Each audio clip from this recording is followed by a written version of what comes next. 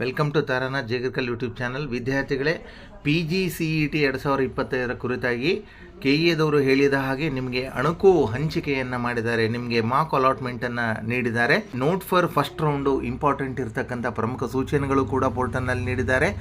ಈ ವರ್ಷ ಪ್ರಮುಖವಾದ ಬದಲಾದ ಅಂಶಗಳೇನು PGCETಗೆ ಸಂಬಂಧಪಟ್ಟಂತೆ KE ಪೋರ್ಟಲ್ನಲ್ಲಿ ಅಪ್ಡೇಟ್ ಇದೆ. PGCET, MBA, MCA, MTech ಆಯ್ಕೆ ಮತ್ತು ನಮೂದು ಲಿಂಕು ಇತ್ಯಾದಿಯಾಗೆಲ್ಲ ನೀಡಿದ್ದಾರೆ. ಮೇಲ್ಗಡೆ ಅಣಕು ಹಂಚಿಕೆ ಕಟ್ ಆಫ್ ಪಟ್ಟಿ ಅಂತಕ್ಕಂಥದ್ದಿದೆ. ಸೊ MBA ಕಟ್ ಆಫ್ ಪಟ್ಟಿ ನೀಡಿದ್ದಾರೆ. ಇಲ್ಲಿ ಎಲ್ಲವೂ ಕೂಡ MBA ಸೀಟ್ಗಳಿಗೆ ಅಲಾಟ್ ಆಗಿರ್ತಕ್ಕಂಥದ್ದು ಕಟ್ ಆಫ್ಗಳನ್ನು ಇಲ್ಲಿ ನೀಡಿದ್ದಾರೆ. ಅದಾದಮೇಲೆ MBA HK cut off quota ಇದೆ, MCA ಕಟ್ ಆಫ್ ಪಟ್ಟಿ ಇದೆ, MCA HK ಕೋಟಾದ ಕಟ್ ಆಫ್ ಪಟ್ಟಿ ಇದೆ ಮಾಸ್ಟರ್ ಆಫ್ ಕಂಪ್ಯೂಟರ್ ಅಪ್ಲಿಕೇಶನ್ ಕೋರ್ಸ್ಗೆ. MTech ಕಟ್ ಆಫ್ ಪಟ್ಟಿ ಇದೆ. ಜನರಲ್ಲು ಮತ್ತು HK 2 ಕಟ್ ಆಫ್ಗಳನ್ನು ನೀಡಿದ್ದಾರೆ. ಮಾರ್ಕ್ ಸೀಟು ಹಂಚಿಕೆ ಲಿಂಕ್ ಕೂಡ ನೀಡಿದ್ದಾರೆ. ಇಲ್ಲಿ ನಿಮ್ಮ CET ನಂಬರ್ ಹಾಕ್ಕೊಳ್ಳಿ. ಸೊ CET ನಂಬರ್ ಹಾಕ್ಕೊಂಡು ಕ್ಯಾಪ್ಚಾಯನ್ನು ಎಂಟ್ರಿ ಮಾಡಿಕೊಂಡು ಚೆಕ್ ಮಾಡ್ಕೊಳ್ಳಿ. 29/9/2025 ಪ್ರಾಧಿಕಾರದ ವೆಬ್ಸೈಟ್ನಲ್ಲಿ ಅಭ್ಯರ್ಥಿಗಳ ಮಾಹಿತಿಗಾಗಿ ಈಗಾಗಲೇ ಪ್ರಕಟಿಸಲಾಗಿದೆ. ನಿಮಗೆ ಮಾರ್ಕ್ ಸೀಟ್ ಅಲಾಟ್ಮೆಂಟನ್ನು ನೀಡಿದ್ದಾರೆ. MBA, MCA, ME, MTech ಮತ್ತು MArch ಕೋರ್ಸ್ಗಳಿಗೆ. ನೋಡಿ, ಇದು ಕೇವಲ ಸಾಂಕೇತಿಕ ಸ್ವರೂಪದ ಸೀಟು ಹಂಚಿಕೆ.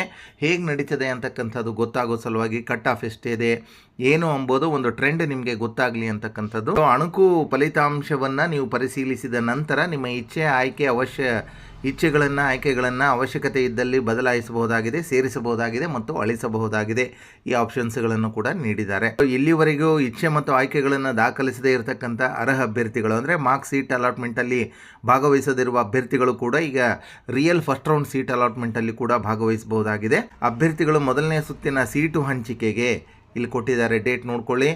ಅಕ್ಟೋಬರ್ 3/10/2025 ಬೆಳಗ್ಗೆ 11 ಗಂಟೆವರೆಗೆ ಮಾತ್ರ ಇಚ್ಛೆ ಮತ್ತು ಆಯ್ಕೆಗಳನ್ನು ನಿಮ್ಮ ಆಪ್ಷನ್ಸ್ಗಳನ್ನು ದಾಖಲಿಸಲಿಕ್ಕೆ ಅವಕಾಶಗಳು ಮಾತ್ರ ಕಲ್ಪಿಸಿದ್ದಾರೆ. ಅಕ್ಟೋಬರ್ 3 ಲಾಸ್ಟ್ ಡೇಟ್ ಇದೆ. ಈ ಬಾರಿ ಬದಲಾಗಿರ್ತಕ್ಕಂಥ ಪ್ರಮುಖ ಅಂಶ ಅಂತಕ್ಕಂಥದ್ದು ಹೇಳಿದೆ. ಒಂದು ಬಾರಿ ಮಾತ್ರ ಇಚ್ಛೆ ಮತ್ತು ಆಯ್ಕೆಗಳನ್ನು ದಾಖಲಿಸುವ ಬಗ್ಗೆ ಪ್ರಮುಖ ಸೂಚನೆ. ಅಭ್ಯರ್ಥಿಗಳು ಮೊದಲನೇ ಸುತ್ತಿನ ಸೀಟು ಹಂಚಿಕೆ ಆದ್ಯತಾ ಕ್ರಮದಲ್ಲಿ ನೀವು ದಾಖಲಿಸ್ತಕ್ಕಂಥ ಇಚ್ಛೆಗಳು, ಆಯ್ಕೆಗಳು, ಆಪ್ಷನ್ ಎಂಟ್ರಿಗಳು ಅಂದರೆ ಎಲ್ಲ ಕಾಲೇಜುಗಳು ಮೊದಲನೇ ಸುತ್ತು ಸೀಟು ಹಂಚಿಕೆಗೆ ಪರಿಗಣಿಸಲ್ಪಡುತ್ತದೆ ಮತ್ತು ಈ ಎಲ್ಲ ಆಪ್ಷನ್ಸ್ ಎಂಟ್ರಿಗಳು ಕೊನೆಯವರೆಗೂ ಕೂಡ ಹಾಗೆಯೇ ಇರುತ್ತದೆ. ಎಲ್ಲ ಸುತ್ತುಗಳಿಗೂ ಕೂಡ ಇದೇ ಸೀಟು ಹಂಚಿಕೆಯಲ್ಲಿ ನೀವು ಎಂಟ್ರಿ ಮಾಡಿರುವ ಆಪ್ಷನ್ಸ್ ಎಂಟ್ರಿಗಳನ್ನು ಮಾತ್ರ ಪರಿಗಣಿಸ್ತಾರೆ.